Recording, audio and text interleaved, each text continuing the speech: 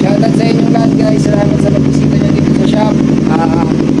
Sana balik pa kayo. Salamat sa katiwala nyo. Yun guys, yun lang yung itong R3 na pinotify na ito.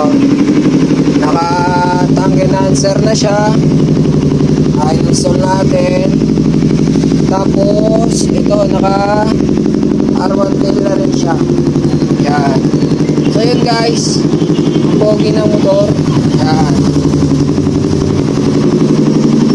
Yan, mukha ng R6 yung motor oh. Shoutout kay Boss Malarkey. Yan. Sa tiwala mo, ito yung mga binaklas natin sa motor niya. Yan. Pogi niya lang oh guys. Para siyang R6.